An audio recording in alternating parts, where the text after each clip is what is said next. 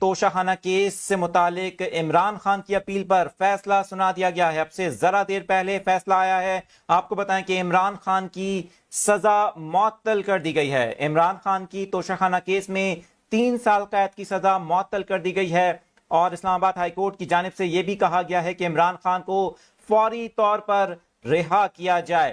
عمران خان کی رہائی کا حکم دے دیا گیا ہے۔ آپ کو بتائیں کہ اب سے ذرا دیر پہلے فیصلہ آیا ہے۔ اسلام آباد ہائی کورٹ نے توشہ کیس میں چیئرمین پی ٹی آئی کے حق میں فیصلہ دیا ہے اور ان کی ضمانت منظور کر لی ہے۔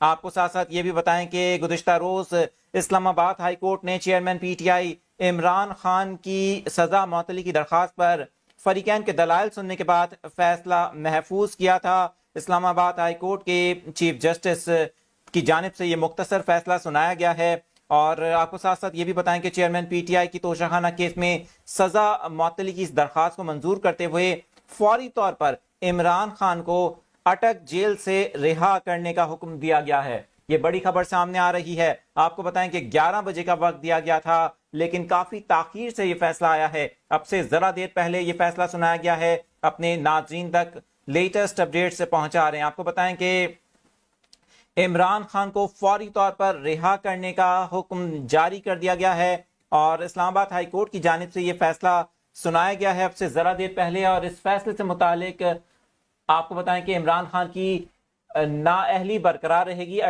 سابق اٹارنی جنرل کا یہ بیان سامنے آیا ہے۔ فیصلے سے ان کی نااہلی کا کوئی تعلق نہیں ہے۔ ساتھ ہی ساتھ آپ کو بتائیں کہ اسلام آباد ہائی کورٹ کی جانب سے عمران خان کو فوری طور پر رہا کرنے کا حکم دیا گیا ہے۔